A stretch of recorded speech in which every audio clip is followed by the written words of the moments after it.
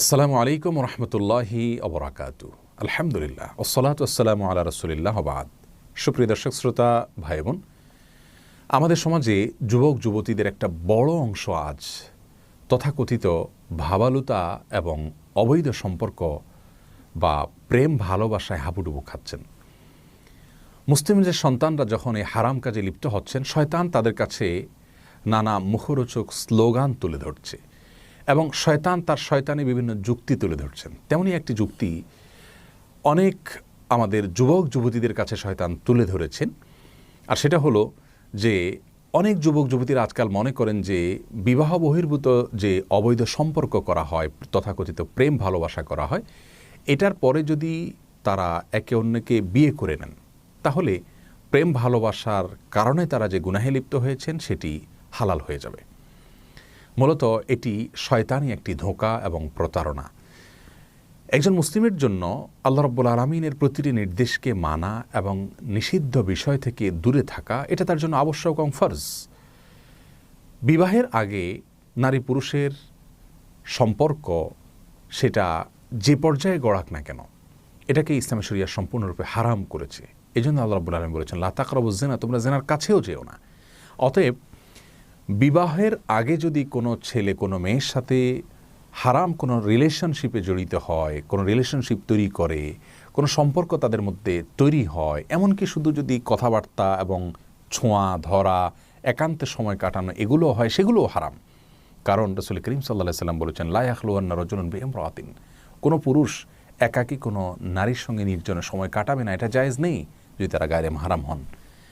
এবং নির্জনে যখন তারা একাকী কথা বলবে সেক্ষেত্রে তাদের মধ্যে বাজে কথা আদান প্রদান হবে, ভালো কথা বললেও সেখানে চিন্তার ক্ষেত্রে মনের জেনাটা তাদের মধ্যে অবশ্যই হবে এবং আরও নানাবিধ গুনাহের দিক তাদের রয়েছে। তো এইসব বিষয়গুলো যেহেতু আছে, অতএব বিবাহের আগে এ ধরনের সম্পর্ক স্থাপন করা সম্পূর্ণরূপে নিষিদ্ধ এবং গুনাহের কাজ। এগুলো জিনা। রাসূল আকরাম সাল্লাল্লাহু আলাইহি ওয়াসাল্লাম বলেছেন, জিনাল আইনি আন নাজর, চোখ দিয়ে দেখা, এটা হলো চোখের জেনা। অজেনাল ইয়াদি আল বাতশু, হাতের জেনা হলো হাত দিয়ে ধরা। এবং প্রত্যেকটি অঙ্গের জেনা আছে, যার কারণে বিয়ের আগে যারা সমস্ত জেনায় লিপ্ত হন তথাকথিত প্রেম ভালোবাসা বা ভাবালুতার নামে, তারা যদি পরবর্তীতে একে অন্যকে বিয়ে করেও নেন তাহলেও তাদের আগের গুনাহ অটোমেটিক মাফ হয়ে যাবে না, বরং আগের গুনাহ থেকে, অপরাধ থেকে আল্লাহ রাব্বুল আলামিনের কাছে তওবা করে লজ্জিত হয়ে ক্ষমা চেয়ে নিতে হবে, তারপরে সেটি মাফ হওয়ার আশা করা যেতে পারে।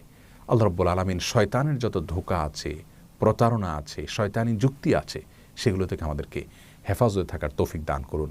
আমার প্রিয় যুবক যুবতী ভাই বোনদেরকে বলতে চাই, বিবাহ বহির্ভূত সম্পর্ক এটা নিষিদ্ধ একটি সম্পর্ক, হারাম একটি সম্পর্ক।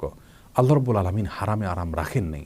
যারা এই সম্পর্কের পরবর্তীতে পরিণতিতে বিবাহ পর্যন্ত যান, বেশিরভাগ ক্ষেত্রে তাদের দাম্পত্য জীবনে সুখ শান্তিও হয় না, যদি হয়ও অনন্ত অসীমকালের জাহান্নাম তো অপেক্ষা করছে জেনার অপরাধের জন্য। যার কারণে আল্লাহ রাব্বুল আলামিনের নির্দেশ মেনে চলার ভেতরেই মঙ্গল এবং কল্যাণ নিহিত আছে। আমরা প্রতারণার হাত থেকে বাঁচতে হলে, অশান্তির হাত থেকে বেঁচে থাকতে হলে, সুখী দাম্পত্য জীবন পেতে চাইলে আমাদেরকে হালালের পথে হাঁটতে হবে। আমাদের পূর্বপুরুষগণ, আমাদের বাপদাদাগণ তাদের দাম্পত্য জীবনে আজকালকের যুবকদের চাইতে অনেক বেশি সুখী ছিলেন। তারা কিন্তু তথাকথিত ভাবালুতায় ডুবে যেতেন না, তারা হালাল সম্পর্ক স্থাপন করতেন। তাদের পারিবারিক জীবন, দাম্পত্য জীবন আমাদের চাইতে অনেক ভালো গেছে, অনেক বেশি সুখী ছিলেন তারা। আজ আমরা সুখে থাকার ভান করি, কিন্তু সে সুখ আমাদের মাঝে নাই। বিবাহ বিচ্ছেদের হার প্রচুর পরিমাণে বেড়ে চলেছে।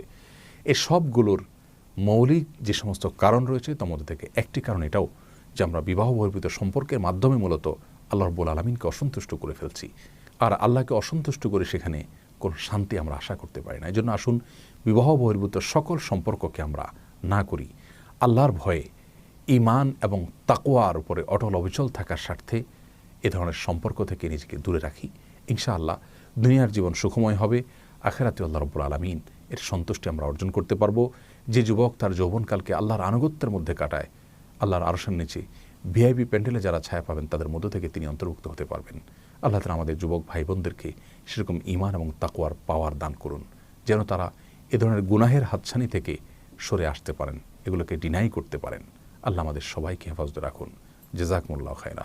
আসসালামু আলাইকুম ওয়া রাহমাতুল্লাহি ওয়া বারাকাতুহু।